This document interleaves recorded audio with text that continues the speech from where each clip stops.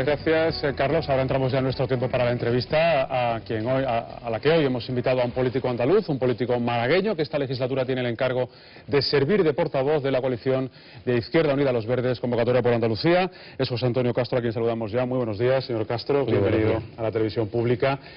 Hay muchísimas cuestiones que comentar con una persona que se ocupa de una portavocía parlamentaria. La primera, y después de haberle visto a usted este verano como miembro de la Comisión de Investigación de los SERE en Andalucía, los SERE regulares, ¿qué conclusiones saca, qué valoración política hace de esta comisión?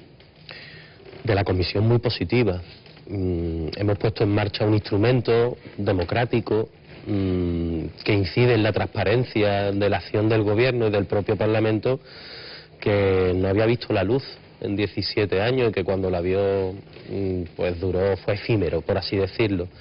Ese es un ejemplo muy positivo. De hecho, ha habido cuestiones en la propia comisión que hemos ido solucionando al día a día, cuestiones reglamentarias, procedimentales, porque como no había habido comisiones de investigación en Andalucía, pues hemos tenido que ir solventando asuntos, es decir, sentando principios que estamos seguros servirán en un futuro para que ese instrumento sea cada vez más válido, más útil.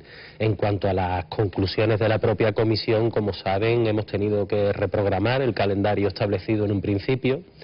La comisión en su conjunto, por unanimidad, entendía que el informe que realice la Cámara de Cuentas, que está ya ultimándolo, era fundamental y por lo tanto vamos a esperar a tener ese informe para, negro sobre el blanco, establecer las conclusiones y que tengamos, a ser posible, un dictamen lo más unitario posible.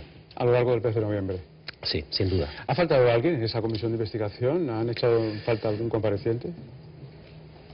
Seguramente los distintos grupos, también Izquierda Unida, podremos decir que han faltado comparecencias, pero creemos que las 30 y tantas comparecencias realizadas sí son un buen elenco, una buena muestra de lo que tenían que aportar y que ha servido para que los grupos vayan elaborando sus conclusiones. ¿Sí? ¿Izquierda Unida va a llegar hasta el final en su exigencia de responsabilidades, como se dijo durante la campaña? Evidentemente, y ahora. Es el objeto de la comisión de investigación.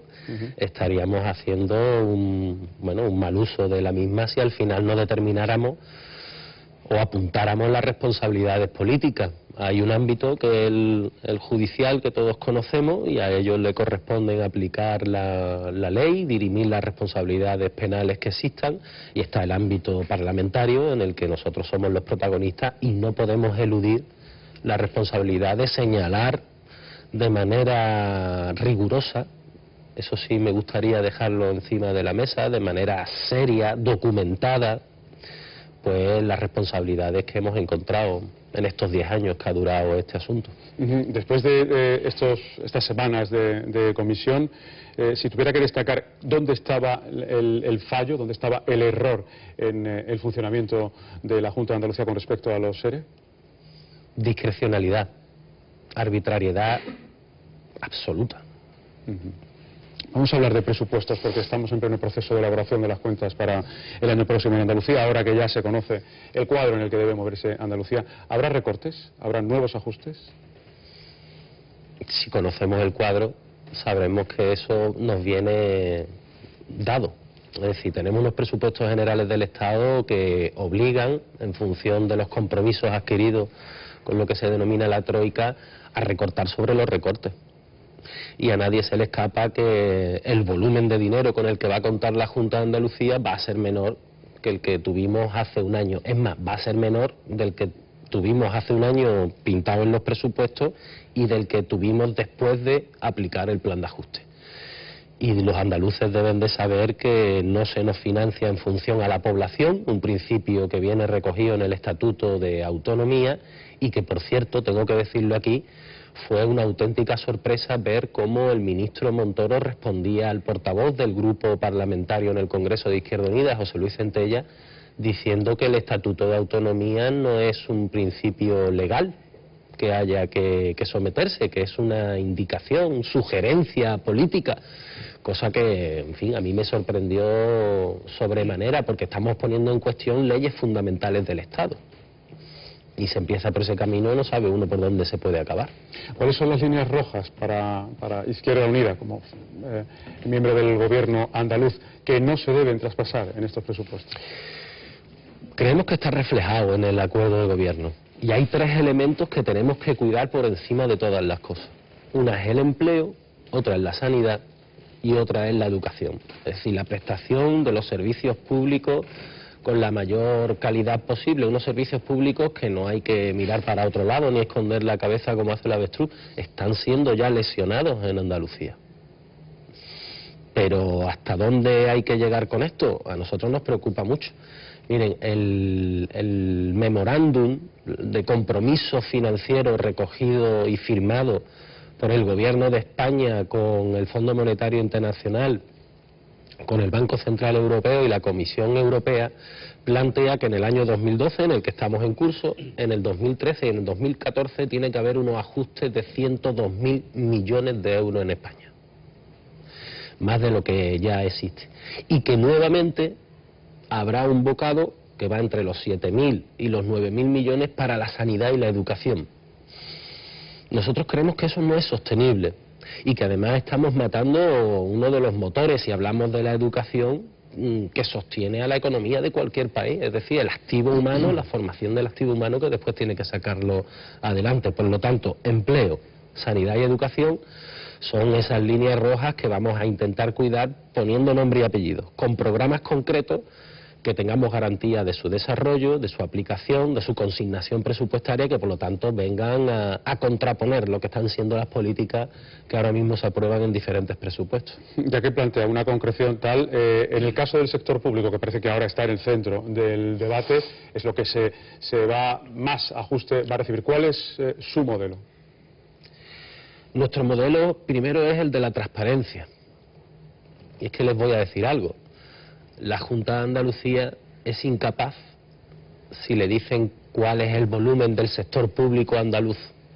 Cuando hablamos por volumen es el número de empresas, consorcios, fundaciones y sobre todo la situación exacta económica financiera de cada una de estas empresas, fundaciones, consorcios que forman. La Junta de Andalucía no es capaz de darlo en 2 o 3 días. Pero llevamos 6 meses de gobierno prácticamente, sí. Eso debe saberlo, ¿no? No. Nosotros desde Izquierda Unida lo hemos solicitado de manera urgente, imperiosa, y se está haciendo. La Junta de Andalucía tiene capacidad pues para tener toda la relación de las 120 y tantas empresas y de su situación. Pero después hay otros instrumentos públicos, bueno, que no están tan bien delimitados y que no son tan fácilmente que lo podamos fiscalizar. Cuando tengamos hecha esa auditoría, vamos a ver, y a partir de ahí, ¿a dónde llegamos? Hay que racionalizar y hay que ser más eficiente. Yo creo que a ningún andaluz o andaluzas que se le pregunte no va a tener un diagnóstico con esa falta de información que hay que diga que esto hay que racionalizarlo. Y si la crisis nos debe de enseñar algo, es que ni siquiera en tiempos de bonanza se puede trabajar con tanta alegría, vamos a dejarlo así. Pero cuando el vicepresidente del gobierno andaluz habla de reequilibrar, de redistribuir antes que de destruir empleo, ¿a qué se está refiriendo? Bueno, pues supongo que se referirá, en primer lugar, en la Junta de Andalucía nos encontramos con que la asignación de empleo de trabajadores no es la más eficiente, en el sentido que nos encontramos pues dependencias o servicios que tienen una sobredimensión de trabajadores y que no hay una carga de trabajo tal, y otros servicios que tienen una sobrecarga de trabajo y que no tienen el número suficiente de trabajadores. Bueno, pues habrá que empezar a hablar de movilidad. Habrá que empezar a hablar de eficiencia en los recursos en cuanto a la moderación salarial y el reparto del empleo. Nosotros siempre lo hemos dicho. ¿Habrá que empezar a hablar de despidos? A eso iba ahora mismo. Nosotros entendemos que ese es el último argumento al que hay que acogerse. Y en segundo lugar, todo lo que se haga de manera transparente y en cooperación con los representantes de los trabajadores, las direcciones de dichas empresas o entidades públicas, y que por lo tanto todo sea un proceso en el que el consenso, el diálogo esté muy presente. pero que hay que ganar en eficiencia, yo creo que eso no lo pone nadie en duda. Tenemos que hablar todavía de muchas cosas y para ello también contamos aquí con periodistas y observadores de la actualidad andaluza. Luis, adelante. Quería una pregunta sobre el debate soberanista que se está suscitando en España ahora mismo, la posición desde su formación desde aquí, desde Andalucía, y el debate que también está surgiendo sobre distinción entre autonomías, con un debate casi preautonómico, con autonomías de primera y de segunda, con Cataluña y el País Vasco, diferenciándose, y Galicia incluso, del resto. Bueno, una de las expresiones de esta terrible crisis que estamos viviendo es la crisis del Estado de las autonomías. Y aquí encontramos dos tensiones nacionalistas. Una tensión nacionalista, que por ejemplo hoy representa Cataluña, que yo no creo que tenga como objeto conseguir la independencia de Cataluña, sinceramente. Yo creo que tiene por objeto conseguir unas condiciones económicas que la sitúen por encima del resto de comunidades autónomas. Y una tensión nacionalista que es la que representa el proceso de recentralización del Estado. El Partido Popular entiende que para el cumplimiento estricto de todas estas condiciones que nos vienen impuestas desde fuera, también tenemos una crisis de soberanía, evidentemente lo más lógico, lo más sensato, creen ellos, es borrar el devenir que ha tenido hasta ahora la construcción del Estado español como un Estado de las autonomías y volver hacia un proceso de recentralización, por lo cual el Estado asume nuevas competencias. Y creemos que los dos son equivocados. Y creemos desde Izquierda Unida, lo llevamos defendiendo mucho tiempo, que la manera más natural para seguir ahondando en el Estado de la autonomía es hablar del Estado federal y empezar a hablar de ese Estado federal solidario en el cual todos estamos en pie de igualdad. En pie de igualdad a la hora de recibir la prestación de servicio, que tiene que ser igual en todo el Estado español, con una caja única de la seguridad social, aunque todo invertiríamos en función de la riqueza que se tenga. Ese debate, desde nuestro punto de vista, tiene que ir íntimamente unido a un proceso de reconstituyente, y fundamentalmente de Europa, porque Europa ha sido un timo para la ciudadanía europea. Y todos sabemos que se ha ido construyendo en base a intereses que estaban ajenos totalmente, independientemente de la literatura que acompañaba a cada tratado europeo, ha ido ajeno a los intereses sociales, muy ajeno, y que por lo tanto hay que hablar de un proceso reconstituyente europeo y de un avance en el Estado español hacia el Estado federal. Y Andalucía va a dar ese paso porque hay un mar de fondo en la opinión pública que habla del 4 de diciembre como momento clave para que Andalucía se sume a una reivindicación mayor. Sí. Nosotros creemos, estamos defendiendo, lo hemos transmitido al gobierno andaluz, que Andalucía debería de hacer su esfuerzo. Fíjense, y esto es una nota distintiva, Andalucía cada vez que ha hecho un esfuerzo no lo ha hecho solo por sí, lo ha hecho también por España. Esa ha sido la nota distintiva de los esfuerzos que hace Andalucía, a diferencia de Cataluña, Euskadi u otros. Y estamos planteando que hagamos un nuevo esfuerzo, para que tengamos nuestro propio 4 de diciembre del siglo XXI. Donde por un lado pongamos freno a esas tendencias nacionalistas que son profundamente insolidarias, pero también le digamos al gobierno de España que el camino recentralizador no nos lleva a ninguna parte, que por lo tanto Andalucía pueda defender lo que son sus intereses legítimos establecidos a través del Estatuto de Autonomía, pero que también pueda contribuir a ese debate del Estado equilibrando esas posiciones tan extremas. Álvaro. Sí, no, yo es que no me ha quedado muy clara su posición con respecto al debate sobre el territorio que está planteado ahora mismo en España.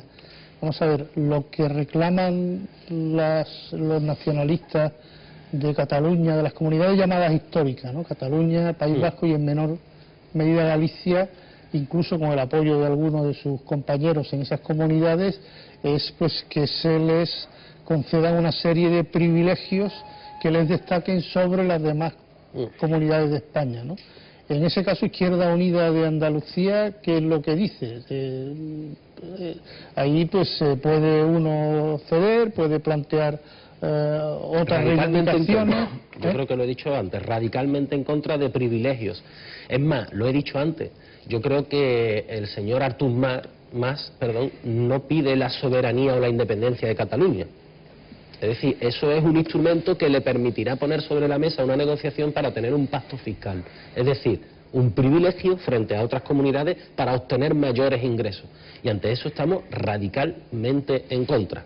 Primero, hay que preservar asuntos que son competencia del Estado, ahí sí estamos a la par con lo que piensa el Partido Popular. La Caja Única de la Seguridad Social, para que todos los trabajadores y trabajadoras de este país tengan los mismos derechos y condiciones. Eso está claro. Pero por otro lado, donde sí nos distinguimos del Gobierno de España, es que sí hay que avanzar en el desarrollo de ese Estado autonómico que hasta ahora hemos tenido. Y el desarrollo, el avance solamente tiene un camino, tal como hemos andado, que es el Estado federal, que garantiza que todos aportemos en función de nuestra riqueza, pero que todos recibamos en función no ya solo de las necesidades, sino, por ejemplo, de la población a la que tenemos que atender, ¿no? Señor Castro, la crisis ha llevado por delante propuestas como la renta básica en Andalucía, como la redistribución en el caso de los bancos de alimentos, o, por ejemplo, una nueva reforma fiscal con nuevos impuestos. La crisis no es que se haya llevado por delante esas políticas, es que quienes sustentan esta crisis, sistema financiero, antes hemos hablado de la troika, los gobiernos que están cada vez con menos soberanía, obligan a que esas políticas sean soslayadas, no se aborden. ¿Y Andalucía, en ese caso Izquierda Unida, va a seguir apostando por...? Uno de los elementos que queremos plantear en este presupuesto, que hay que estudiar, no es ya el establecimiento de una renta básica, porque eso sería hoy mentir a la ciudadanía. No podemos establecer una renta básica como garantía, que por cierto es un derecho estatutario. Tenemos que ir avanzando hacia eso, pero sí vamos a poner encima de la mesa un refuerzo importante de lo que se ha conocido en Andalucía como el salario social, porque lo que no podemos de ninguna de las maneras tolerar, y no lo puede tolerar el gobierno andaluz, es esa bolsa creciente de pobreza que existe ya en nuestra tierra.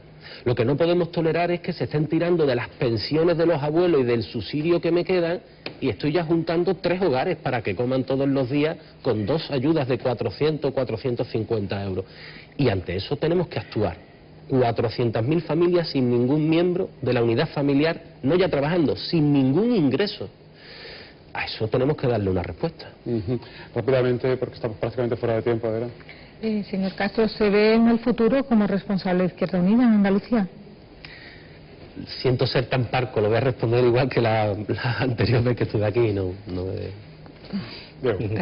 Bueno, yo simplemente me ha interesado lo que ha dicho del salario social, de esa propuesta que ustedes van a llevar en el próximo presupuesto. Si les pudiera aportar algún detalle más respecto, bueno, pues a quién beneficiaría y en qué cuantía nos estaríamos moviendo. Estamos hablando de parados y paradas de larga duración que llevan ya un tiempo muy grande sin obtener ningún ingreso, bien por encontrar un puesto de trabajo, o bien por el acceso a algún subsidio o alguna ayuda, y que ahora mismo, como le he dicho antes, están cifrados en torno a 500.000 de andaluces y andaluzas. Por lo tanto, ¿qué queremos?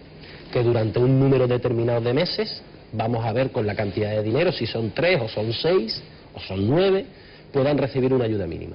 Una ayuda mínima, no sabemos si el salario mínimo interprofesional, no sabemos si rebajarlo un poco más, vamos a intentar ser lo más solidario posible, pero que exista un salario social donde esos 400.000, 500.000 andaluces, a partir de enero del 2013, marzo del 2013, puedan recibir durante una serie de meses esa ayuda que alivie algo y que, bueno, que también nos permita que haya consumo, porque todas las medidas que se están poniendo parecen procíclicas. Es decir, parece que contribuyen a que se agudice esta crisis y que la situación se mantenga, se sostenga.